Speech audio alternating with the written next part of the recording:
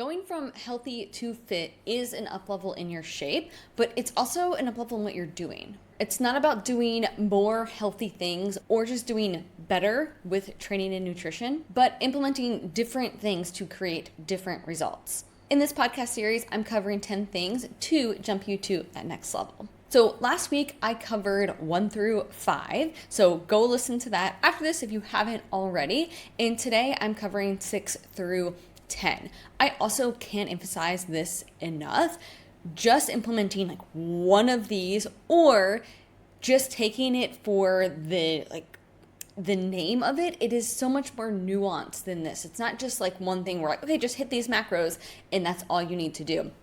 There are things that get more specific and custom to you that may evolve as you evolve, or things that are skill sets that you've had to learn in practice and really have to work through. So up-leveling your shape takes practice and it takes fine tuning, and that's exactly what I help ladies with in my Create Your Shape program. So this program is designed for ladies who lift weights and want to look like they lift weights. So we're really up-leveling and fine-tuning their training and their nutrition to get them from point A to point B.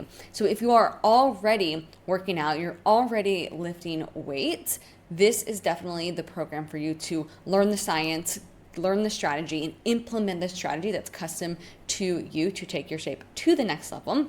We're currently open for enrollment, if you're listening live, for the January class, the January 2026 class. And enrollment has been extended for the bonus. So it's been extended along with this series that I'm doing. So you can go to the link in the show notes or jennythenutritionist.com/create-your-shape to get signed up and join us and get started on the initial materials before we really kick off the beginning of January. All right, let's dive in to number 6. What I changed was when I ate, not just what I ate. So going from healthier, when you are healthy, you do focus on what you're eating, of course. But if it's in a very if it fits your macros way or low quality food, or you're just kind of eating whatever, or at the end of the day, you're like, all right, I just got to get my macros in or got to hit all my protein, right? And it's not very strategic. It's just not going to be as beneficial.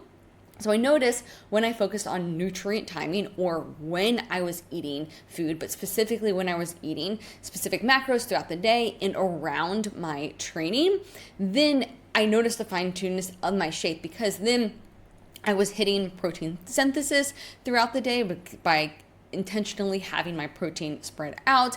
I was fueling my workouts properly so I could push more in my workouts by stacking my carbs before and after my workouts, and I could recover from them. And so I literally was stacking 50% of my carbs in the meal before and after my workout, every single day. So again, it's just this fine-tunement that happens that really takes it to the next level, and not just focusing on what I was eating, but when I was eating it as well.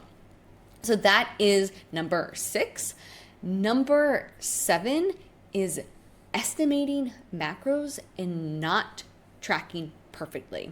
This probably is different than what most think, because when people think oh, I'm going to level up, they think I'm going to be more perfect. I'm going to dial in my macros more, and I'm going to be more exact, which that's what I used to do. And that's what I see a lot of ladies that come to me do. They've dabbled in macros, and when they do macros, they go all out in macros. But when they are not doing macros, they're off. And it's they're either tracking macros or they're not. And when they're not, it's completely off. Because we've never been taught macros in terms of how it is in categories of food. So macros are just categories of foods. You can learn the averages of macros and the averages of their portions to be able to really be directional with your macros without even tracking them or using an app. And that is a skill set we're never taught. I really emphasize this in Create Your Shape because I want this to be sustainable for the long term, because I saw that was one of the biggest differences for me. And as I coach so many people, I see this is the biggest difference. It's not about being on something and off something, on something and off something, but really having the understanding, empowerment around food in between, for all the times in between. So really knowing food makes it much more sustainable. Being able to not be on your phone all day, but feeling really confident at the end of the day that you're like, oh yeah, I was pretty directional with my macros. Like I feel like today was a progress day. That is really, really how you make it sustainable. And being sustainable and being consistent is how you change your shape and sustain it at that next level. So that is number 7. Number 8, having systems in routines and not short-term high effort periods.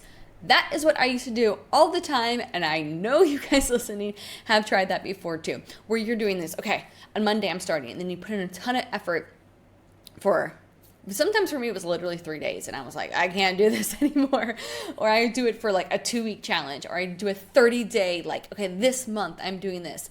And it just felt like I was really relying on willpower, and I was really focused on like making short-term decisions. So anytime I was on, it felt like it was just a huge thing, like a huge weight on my shoulder, a huge to-do list every single day, because I had to like track every single day. I had to do this every single day. I had to do like change my whole routine every single day. And it felt like so much work that eventually I just got overwhelmed and just did not feel sustainable.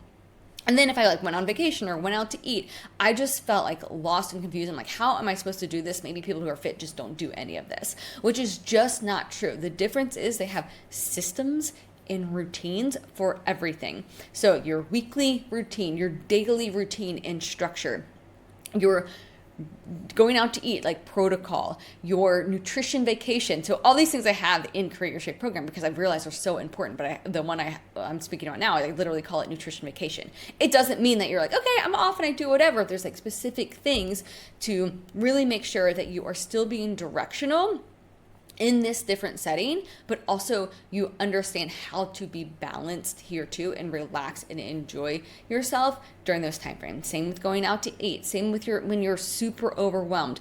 I was coaching actually ladies this week. Actually, to be honest, it's been the past couple of weeks. This has come up a lot where I call it lazy girl meals. They don't have their lazy girl meals in place. So they're setting up their meals for when they feel their best. And what happens is they have weeks where they don't feel the best and they are tired or they're overwhelmed or they have other priorities. And then they're like, oh my gosh, I'm falling off. Like, what is wrong with me? And I'm like, nothing's wrong with you. It's the system that is lacking. So we need to have more backup options. And we're working on creating those backup options that can be super quick and efficient, but still be directional to support them in times like these. So that is number 6, 7, 8. Having systems and routines and not relying on short-term high efforts. All right, number 9, training to failure and not stopping when it gets hard. I was just reviewing training videos of my clients this morning, and this is one of the top things that I see, and I get it. I did all of the same things, and it's not because of lack of effort. Like, you train hard, but you train heavy, but when you're working out and we watch videos, which a lot of times we're not filming ourselves because it's uncomfortable, but when we do, and we should, right? When we watch the videos, we can see when it gets hard, and then I can see when people stop immediately after that. They think hard equals to like, okay, my muscle can't do anymore, but your mind is going to tell you it's hard way before your muscle will actually fail. So training, when it gets hard, that really means you probably have like 5, 6 reps left. And in those 5 and 6 reps, that is when you're actually creating the stimulus to grow muscle, especially at your level where you've been healthy, you've been training, and you've had the same shape and the same muscle for years or making like micro changes. This is where you need to push it in those reps. Now, this is a perfect example. This is nuance. You've probably heard my podcast a few weeks ago where I talk about the nuance of this training, but this is what I coach on with my ladies, because you're going to have the fear of like, well, I feel like I'm going to hurt myself. It's not worth it to me. I can't push further than that. Okay. That's a problem, right? We need to figure out exactly why you feel like you're going to hurt yourself, because I remember feeling like that too. And it was because the micro execution of the exercise is what I was missing. That makes a huge difference. And it's not just the like, okay, I feel like I'm going to hurt myself. There's also the like, what about off days? How do I know what weight to choose? Am I set up correctly, right? Am I actually using momentum instead of the actual muscle that I'm intended to work? There's so much nuance to it. So if you feel like, oh, this is my next level, but I feel like I can't do that consistently, I get it, right? I worked through all of that. So I know it's not just something that it's like, oh, she said to train hard, like I got to push more. It's really not that. It's really getting like a finer execution of the movement and finer connection with that muscle. All right. Number 10. Oh, wait, let me back up, because when you train to failure, that is actually what's going to stimulate the muscle. And it's those last 5 reps, right? And so even in this past like 5 weeks, I've taken it to a whole nother level with my lower body training. And again, I can't emphasize this not enough. It doesn't just mean go harder. It's like the execution of it and the connection of it. And over the past handful of weeks, the growth I've experienced, the noticeable growth in my lower body is insane. Normally, I would not experience that for like months. And so I'm really excited about that. But it just goes to show like how much more quickly you can develop when you have skills here. And number 10. Prioritizing carbs over fat. Okay, so when you're healthy or when you're just focused on general weight loss, you're really focused on generally like eating healthy, eating clean, or maybe even just protein, or maybe overall calories. Or maybe you get a set of macros and you're like, okay, I've got a decent amount of fat to work with, and then I have carbs, and then you just kind of like vaguely follow that. When you focus on building your shape and building muscle, you really switch from a like generic healthy workout to like you are an athlete. You go in, you have a job where you are pushing yourself and pushing your muscle to create adaptation and force change. In that time, you are utilizing carbs as a fuel source more than fats. So yes, we need fats, especially as females.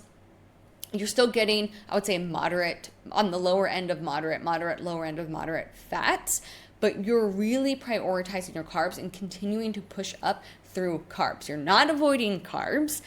You are utilizing carbs to push your training, to fuel yourself, to recover, and then to keep you satisfied and full. So when you go into a deficit phase, you're going to be much more satisfied from carbs than you will be from fat. So fats are easy to pull from during that time frame.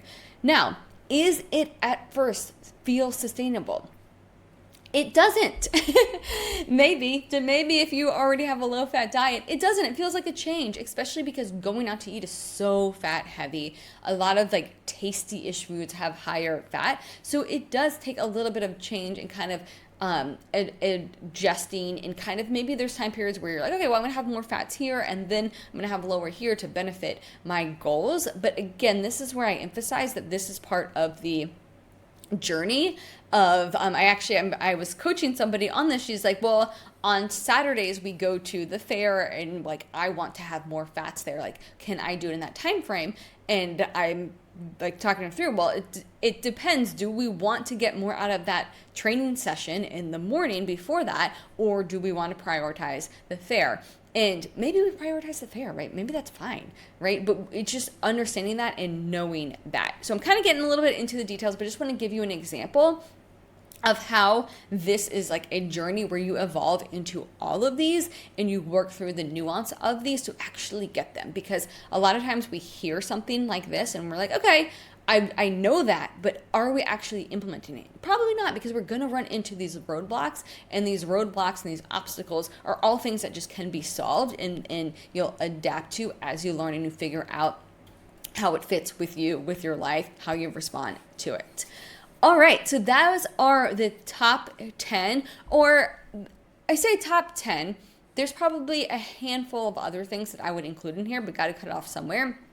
on going from healthy to fit, going from like, okay, I like look generally healthy, I like working out, I eat decently well, or I dabble in things, but I want to take it to the next level. I want that shape that like I walk into the room and it's like, she lifts weights, she has definition, like she can wear anything. Like that is the vibe that a lot of my ladies are going for, and that's what I help them create in Create Your Shape. So now is the time to join us and take advantage of this bonus. Go to jennythenutritionist.com/create-your shape, or click the link in the show notes, and I will see you inside, and I'll see you next week on the Create Your Shape podcast.